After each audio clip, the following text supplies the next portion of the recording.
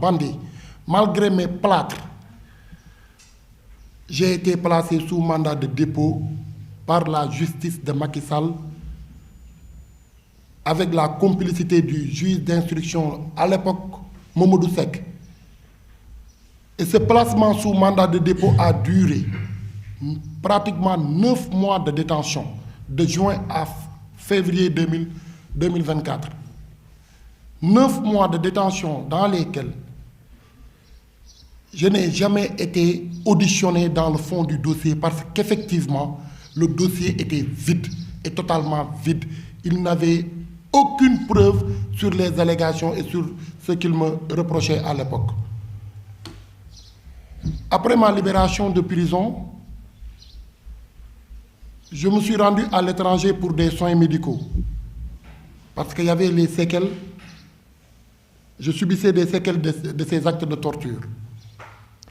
Revenir de l'étranger, comme vous pouvez également le constater, je me suis permis, avec l'aide de mes avocats, et c'est le lieu de les remercier eux tous, sans exception, en l'occurrence Maître Moussa Sarr, Maître Juan Branco, Maître Ndeye Koumba Gaye, Maître Diallo, dont Amnesty me l'a proposé gratuitement, Maître Abdinar Ndiaye et notre regretté Maître Khoureyssi Ba, paix et salut à son âme.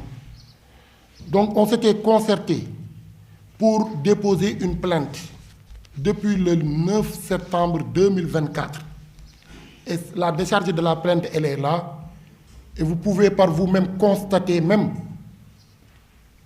en tout cas, les pages, parce que dans la plainte, au-delà des noms qui ont été cités, en l'occurrence, Antoine Félix Diome, ancien ministre de l'Intérieur, Général Moussa Fall, Pape Malick Ndour, le fameux chef Sow que vous entendez dans les vidéos de torture, parce que je tenais aussi à préciser que les nervis et les gendarmes m'ont servi aujourd'hui les preuves attestant des actes qu'ils m'ont infligés à ce jour-là.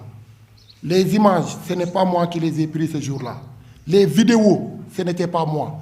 C'était eux-mêmes qui avaient filmé, prenaient des images dans l'unique objectif de m'humilier au vu de tous et de faire peur au peuple sénégalais. Donc cette plainte, comme vous pouvez le constater, il y a des images, il y a aussi une clé USB disposant de la vidéo de torture.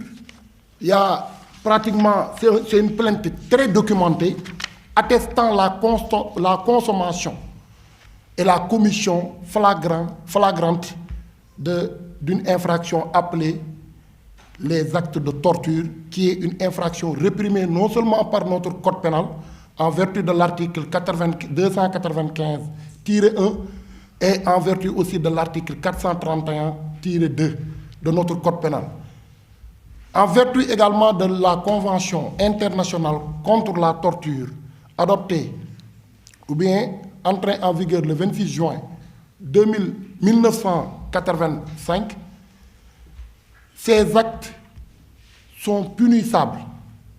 Mais ce qui fait mal, c'est que depuis le dépôt de cette plainte, le procureur de la République, l'actuel procureur de la République, élu sous le régime, par le régime en place, n'a bougé ne serait-ce qu'un petit doigt pour nous aider à avoir justice et à obtenir justice et vérité dans notre propre pays.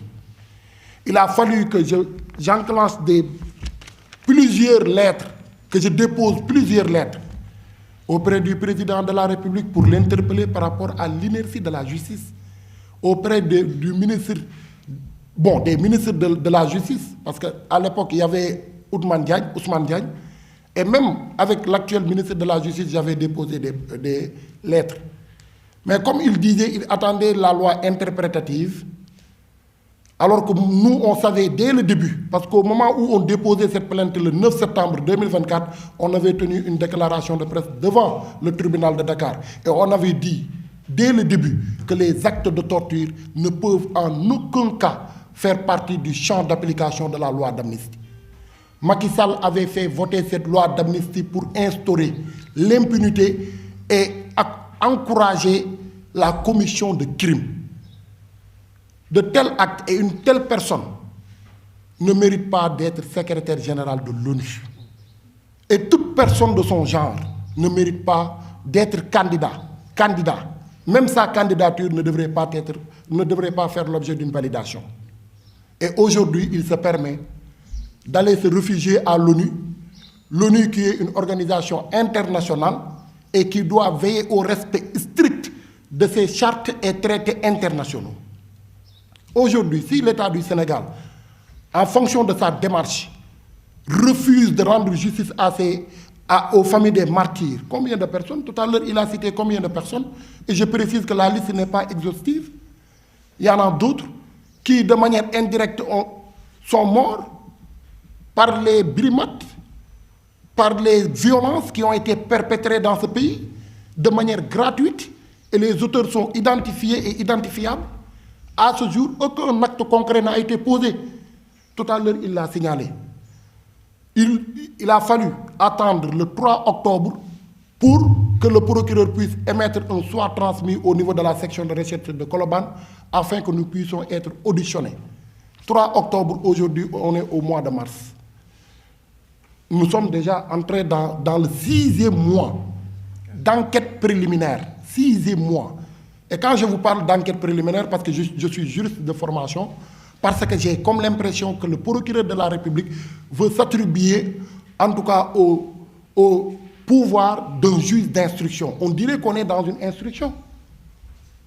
À ce jour, plus de 5 mois d'enquête, aucun auteur, aucun commanditaire n'a été entendu ni auditionné en fonction de ces plaintes-là. Aucune personne. Je me suis rendu à la section de recherche récemment, il y a quelques jours, et je me suis entretenu avec le commandant en charge de ces enquêtes-là. Je lui ai posé la question à savoir quel est l'état d'avancement de nos plaintes et des enquêtes. Vous savez ce qu'il m'a répondu? Je suis tenu par le secret de l'enquête, je ne peux rien vous dire, il faut aller voir avec le procureur de la République. Et je tenais à rappeler que le secret de l'enquête, c'est pour les personnes étrangères à l'enquête. Mais nous, on est des parties prenantes de l'enquête. On s'est constitué de parties civiles. Et par conséquent, nous avons droit à être informés de l'évolution de nos dossiers, nous concernant. Rien de cela n'a été fait. Chose qui nous laisse croire que ce régime, en tout cas le président de la République, qui est, vous l'avez souligné tout à l'heure dans la déclaration, la clé de voûte de toute institution et qui doit veiller au bon fonctionnement. Qu'est-ce qu'il a fait depuis lors? Qu'est-ce qu'il a fait pour nous prouver au moins qu'il est dans le sillage de nous rendre justice? Rien. Absolument rien du tout. Et malheureusement, on est piégé par le procureur de la République parce qu'avec cette plainte, avec cette procédure qu'il a enclenchée et qui traîne toujours le pied, nous ne pouvons pas le dessaisir directement pour déposer une plainte avec constitution de partie civile. Nous ne pouvons pas le faire parce qu'il refuse même de donner ce qu'on appelle un classement sans suite.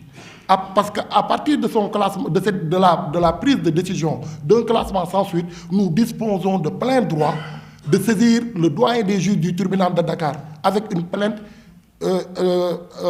de constitution de partie civile. Donc aujourd'hui, on est dans l'impasse totale. On est tous inquiets. Et aujourd'hui, on s'est levé un bon jour, on nous a annoncé que Macky Sall veut être le secrétaire général de l'ONU, l'Organisation des Nations Unies. Cette organisation qui a établi la Convention internationale contre la torture depuis 1985. Macky Sall, durant sa magistère, qu'est-ce qu'il a fait pour honorer cette convention? Rien du tout. Aucune enquête n'a été diligentée durant sa gestion. Aucune. Une personne qui viole les droits humains, qui tue les gens comme il veut, qui donne des instructions, qui recrute avec son parti politique à l'époque, APR. Les vidéos sont là, on n'invente rien. Ils ont recruté combien de nervis? Les nervis entraînés dans leur siège. Ils ont recruté pas mal de nervis, leur armée, pour qu'ils puissent tuer et bastonner des citoyens sénégalais. Il n'a absolument rien fait. Et aujourd'hui, si l'État du Sénégal ne cherche pas à nous rendre justice, quel est notre dernier recours? Mais c'est d'aller au niveau de ces instances internationales pour attaquer l'État du Sénégal. Est-ce que vous imaginez que nous, si l'État, ce régime en place, le président Bassirou Diomaye Faye n'a rien fait pour nous rendre justice, et on l'a bien documenté avec des plaintes, des milliers de plaintes sans suite, avec tout ce temps que cela a pris, mais on sera obligé d'aller saisir l'ONU. Et vous imaginez qu'on va trouver, c'est-à-dire le principal responsable de ces actes, être secrétaire général. Et vous pensez qu'il va faire quelque chose pour édifier? Et pourtant, il avait l'occasion, quand il était président, il ne l'a pas fait. Il n'a jamais fait quelque chose pour édifier ce qui s'était passé de 2021 à 2024.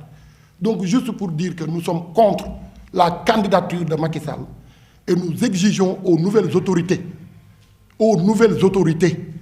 de mettre la main sur les auteurs déjà identifiés et identifiables et de poursuivre l'enquête. Le procureur de la République n'a aucun droit, depuis lors, octobre jusqu'à ce jour, de garder les dossiers dans son bureau. Il n'a qu'à saisir un juge d'instruction pour que ce juge d'instruction puisse continuer le travail, parce que ce à quoi on reproche le régime précédent, c'est des crimes internationaux dont l'instruction est obligatoire et d'office. Donc ce n'est pas à lui, parce que cette perte de temps peut occasionner des fuites. Les nervis qui ne sont pas encore identifiés peuvent prendre la tangente, quitter le pays. Même les commanditaires, même les forces de défense et de sécurité à l'époque. Mais je tenais à les rassurer que peu importe où ils seront, ces crimes-là ne seront pas impunis. Et ils seront rapatriés, jugés ici, dans ce pays, pour que toute la lumière puisse être faite par rapport à ces dérives autoritaristes du régime de Macky Sall. Je vous remercie.